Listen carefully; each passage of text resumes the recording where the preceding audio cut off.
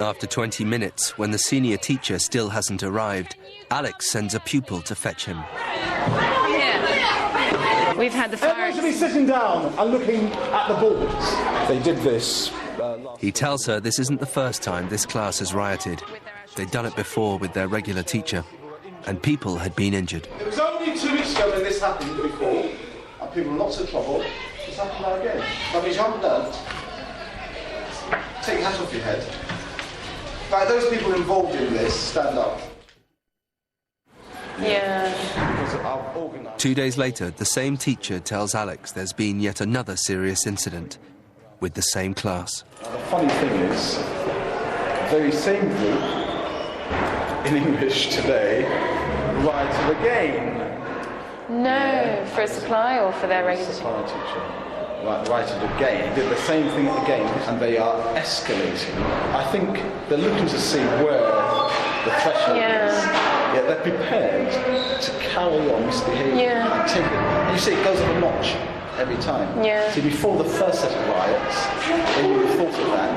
Now they've done it once, it's become the thing to do. Go and sit down.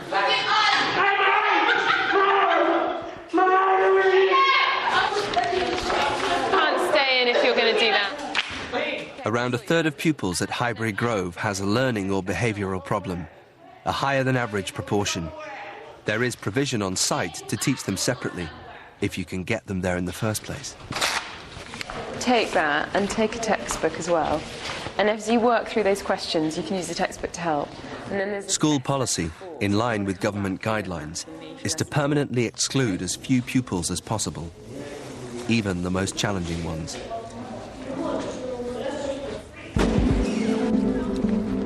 Is it new? The impact? Yeah, more or less. It used to be The school has a special unit for the most troublesome pupils. Alex goes there to find out more. This is for fixed-term exclusions when they're out of school. So the provision is kind of off-site. They're not allowed to mix with mainstream. They're not allowed to have lunch at the same time. They're not allowed to play out or do anything. This is to reduce exclusions and the risk of them being out there committing crimes. Basically. Do you think it works, is it? Well, it's definitely effective in that it keeps them away from their peers, gives them time to reflect, keeps them off the street, and it does definitely reduce the statistics on exclusions. Yeah. However, because they're only here for sort of minimum amounts of time, sort of 7 days, 5 days, 10 days, things like that, I don't know how effective we are in the behaviour stakes. We certainly do apply lots of therapeutic stuff to them while they're here, but how they perform when they go back in is... Boys! Highbury Grove School receives extra funding to reduce bad behaviour and help disaffected children to improve. But Alex is told by a senior teacher that too many challenging pupils are preventing classmates from reaching their full potential. I wonder whether the behaviour really does affect how they do in their GCSEs ultimately. Oh, definitely. Yeah, and you find in every class in the school there are at least a handful who make it very difficult for the others. And so you walk into a classroom at random and there's not a great deal of learning going on because of the various forms of disruption. Yeah, people just can't. I mean, I don't know how kids survive. The ones who actually want to learn. Yeah, I'm surprised parents don't actually sort of take action. I mean, I certainly would. Yeah. I'm so glad I'm out of there. Senior management didn't seem to want to take any responsibility for what was going on. But then when you think of the proportion of kids that they have with behavioural problems, maybe it's not surprising that the situation has become unmanageable. Schools are placed in an impossible position, as this film shows. It shows teachers trying to contain children's behaviour that is completely off the wall. And as a result, the teacher can't teach the children who want to learn. Everybody suffers. Teacher morale plummets. The school's reputation in the neighbourhood gets lower and lower. It is a complete recipe for disaster. The Institute of Public Policy Research has just completed a major study on reducing exclusion and bad behaviour in schools. What we know is that there are certain schools which suffer disproportionately from having to take in all the children who come in at irregular times during the year, including excluded pupils and a lot of others with emotional needs.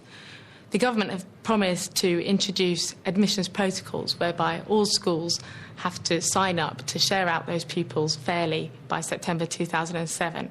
I think we're very excited about that prospect. We think if it works, it could really do a lot to redress the balance for schools. The government's answer is to spread the misery, which on the face of it might seem a sensible idea, but it ignores the truth, which is that a handful of children forced into a successful school can destroy the success of that school, whatever the strength of purpose of the head teacher and his or her teachers.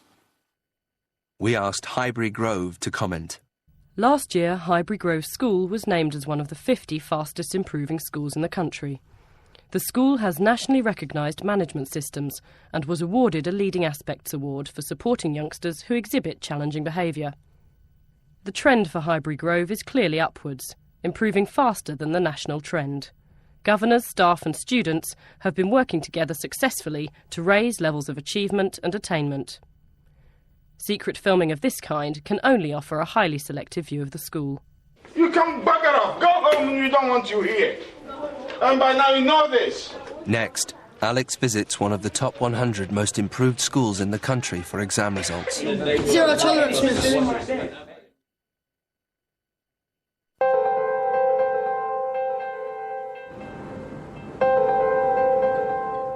One of the key indicators of a successful education policy is improved exam results.